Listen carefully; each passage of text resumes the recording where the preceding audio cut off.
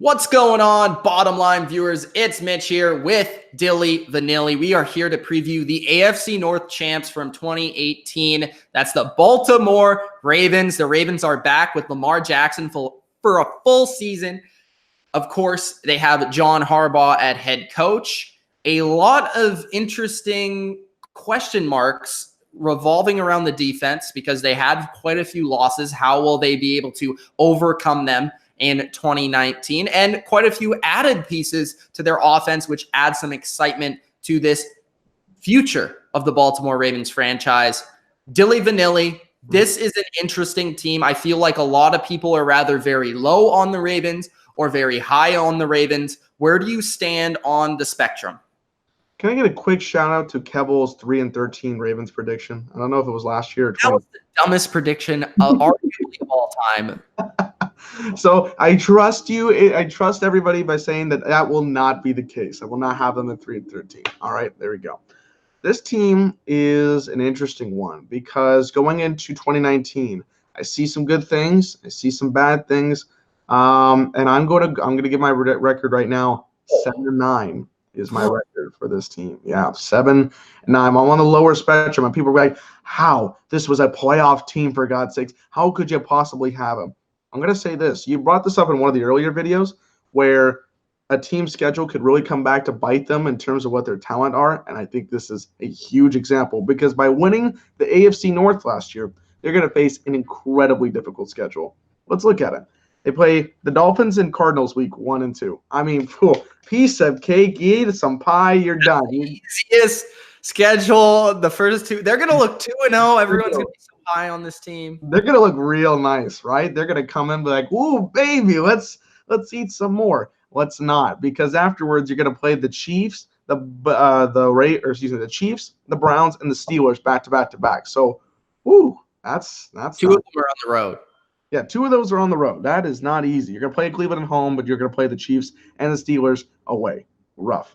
Then you play the Bengals. Okay, whatever. Then you play the Seahawks and the Patriots back-to-back. Seahawks are a questionable team, but I think there could be similarities in both of those teams. And the Patriots, I mean, even though you're one of the biggest rivals and you could pull out a victory, I just don't see it. Bengals again, easy enough. Then you play the Texans, the Rams, and the 49ers back-to-back once again. The Bills, who I think are one of my more underrated teams in the AFC, you're going to play as well. The Jets, and whatever. And then you play 2 division rivals again in the Browns and the Steelers to end the year. After week 1 and 2, this team is not going to be favored in a lot of games. I'm just going to put that out there. In terms of offensive talent that they have here, they got Marcus Brown, Hollywood Brown, one of my favorite talents in terms of receivers coming into this draft. Willie Snead is their second guy, but I need somebody to step up. I need somebody to beef it up. I think this is kind of a weak wide receiver group, in my opinion. You got 3 rookies as 3 of your 6 receivers, so debatable what you're going to do here. Offensive line, I think, is good. I don't think they have to do a whole lot because we know what Lamar Jackson does anyways and just runs whatever. It's solid. It's solid. It's that solid unit. I like that. But Orlando Brown, I don't know, man. I'm not really sure. I'm going to back him up. He played well. You're going to back him up? Okay. I'm not 100% sold, but he's had some good moments.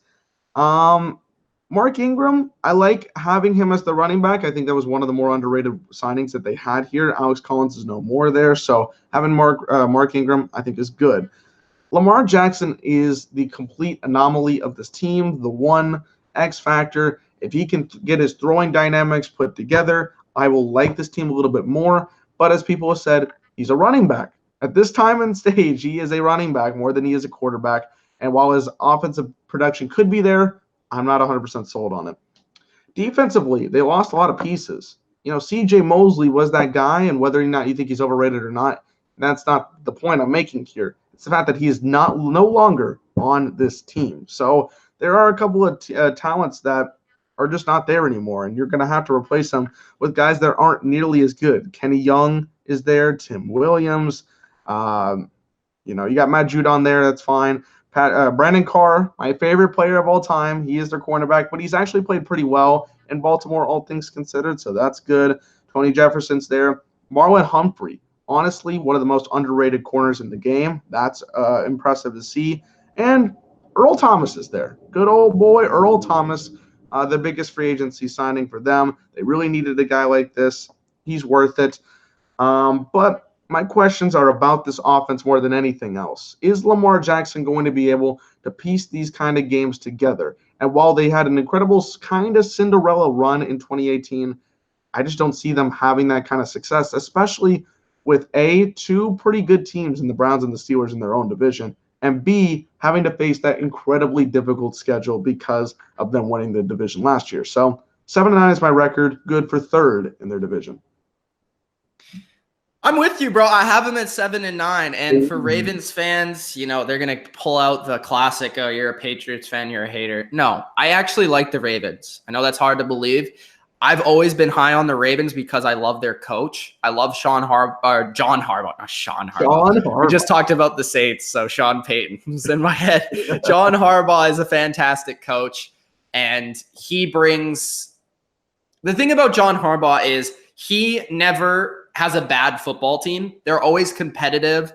They're always in the mix, no matter how talented they are, and that was the case last season. I feel like they outplayed their talent level. Now, defensively, they were fantastic last year. They were arguably the best in the league. If not, they were second. Like, they were right there with the Bears for best defense in the NFL. That is the thing that I think is going to regress the most. I do still believe they'll be a top 10 defense. Don Martindale is a very good defensive coordinator.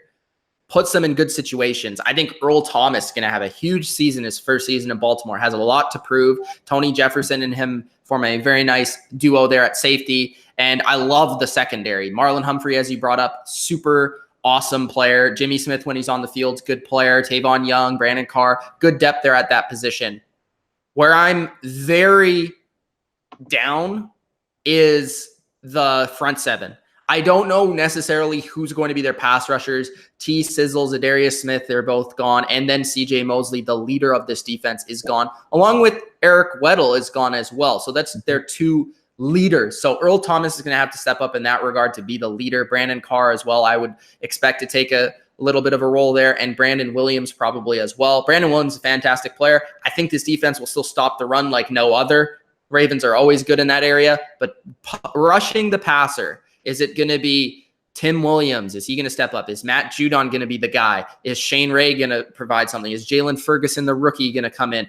We don't know. And that is something where the Ravens have always had the answer to that, and they don't this year. Is it going to come through scheme? Is it going to come through talent?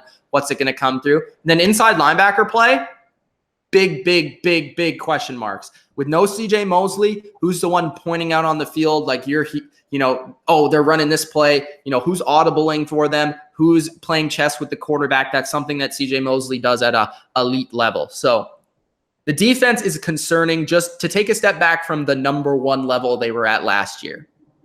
Then you look at the offense. Greg Roman's the OC. I think he'll do a lot of creative things with Lamar Jackson in terms of running, but now there's tape on him. Teams are going to know what to expect. Teams are going to take away things that he loves to do.